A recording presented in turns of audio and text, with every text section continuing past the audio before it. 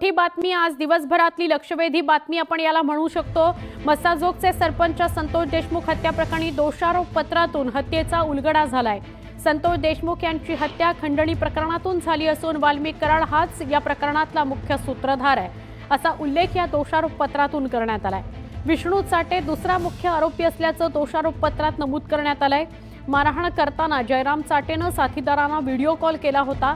नांदूर फाट्याजवळच्या तिरंगा हॉटेलवर सगळ्या साथीदारांनी भेट एकमेकांची घेतली आणि संतोष देशमुख आडवा आला तर त्याला कायमचा धडा शिकवा असा निरोप विष्णू चाटेनं सुदर्शन घुलेला दिला होता असा उल्लेख दोषारोप पत्रात करण्यात आलाय।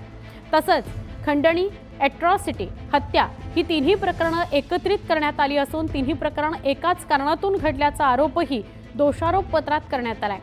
कट कुठे रचला याची माहिती आणि पुरावे सीआयडीच्या हातात आहेत असंही दोषारोप पत्रात नमूद करण्यात आलंय।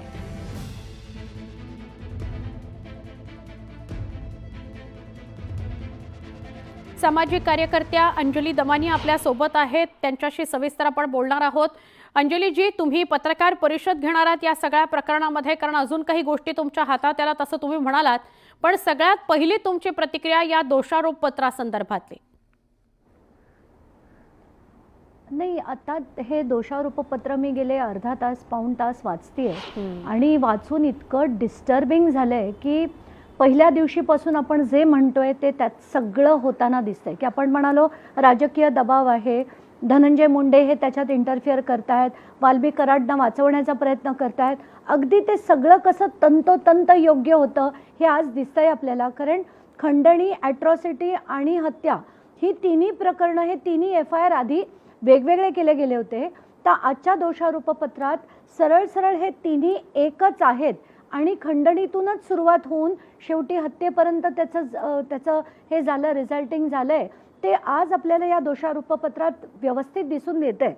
आता म्हणून मी म्हणत होते पहिल्या दिवशीपासून की धनंजय मुंडेंचा राजीनामा झाला पाहिजे, कारण प्रचंड राजकीय दबाव जो आपल्याला पहिल्या दिवसापासून दिसत होता की पहिलं म्हणजे या प्रकरणांना वेगवेगळं केलं गेलं होतं का, तर कराडला कुठेही हत्येच्या प्रकरणात येऊ नये म्हणून खंडणी वेगळी करा आणि हे वेगळं करा, हे जे केलं गेलं ते आज त्यातनं किती खोटं होतं हे सिद्ध झालंय।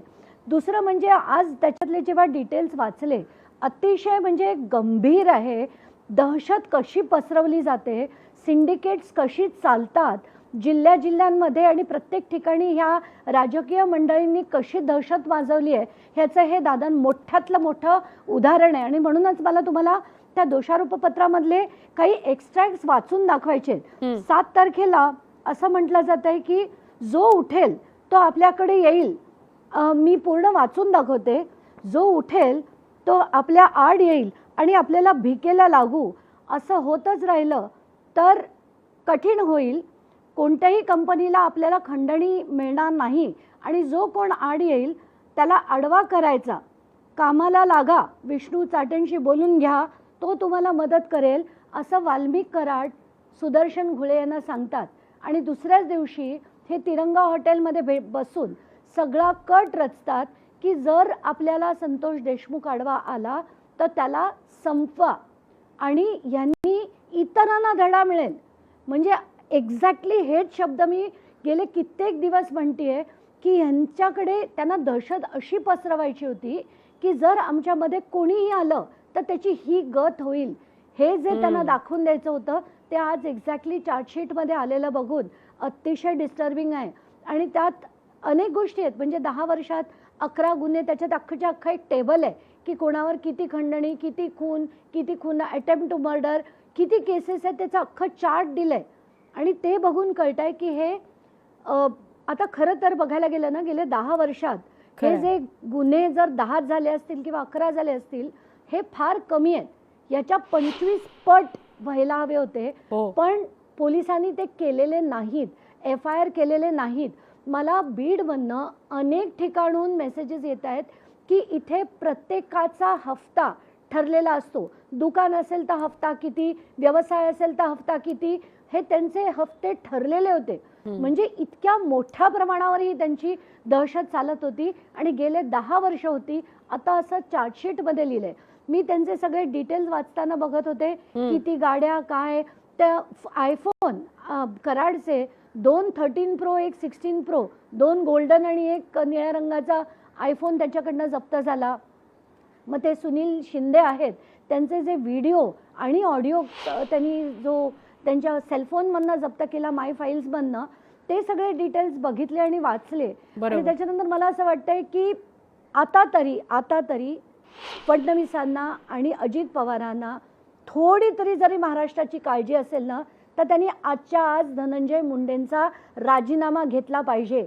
कारण एखादा साधा चोर असता तर त्याची बडदस्त ठेवली नसती.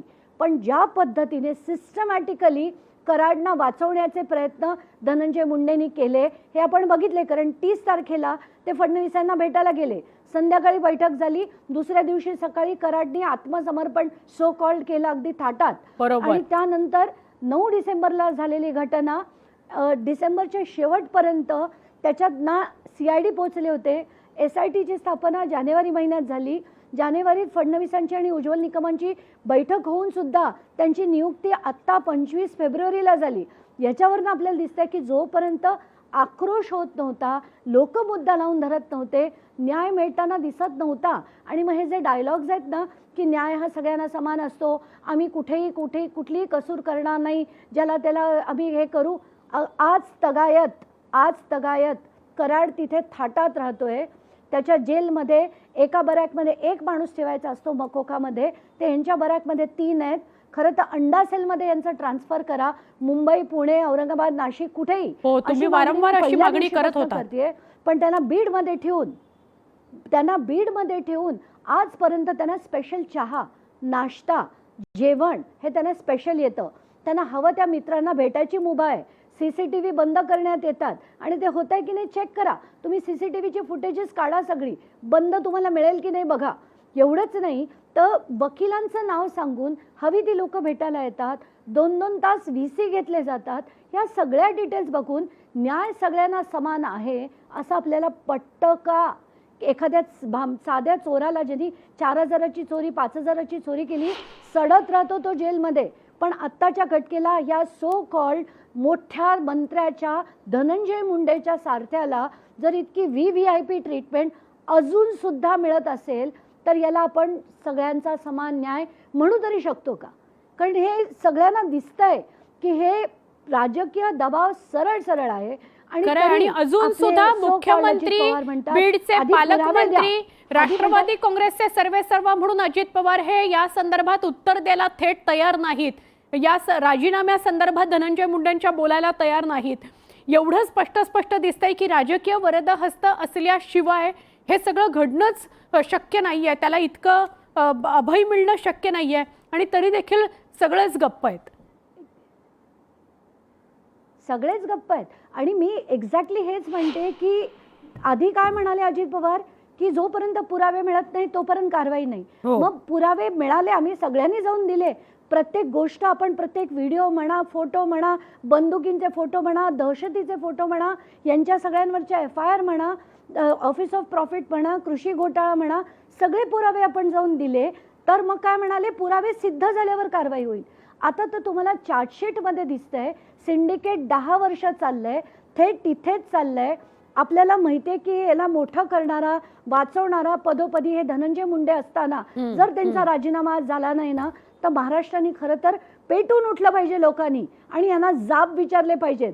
पण जोपर्यंत हे होणार नाही ना, ही सगळी राजकीय मंडळी यांच्याकडनं आपण नैतिकतेची अपेक्षाच करू शकत नाही. यांना नैतिकतेचं शब्दाचं स्पेलिंग सुद्धा येत नसावं, कारण अशी महागुंड माणसं आहे ती.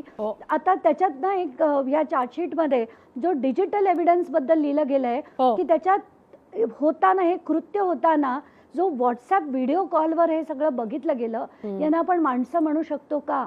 हा सगळ्यात मोठा प्रश्न.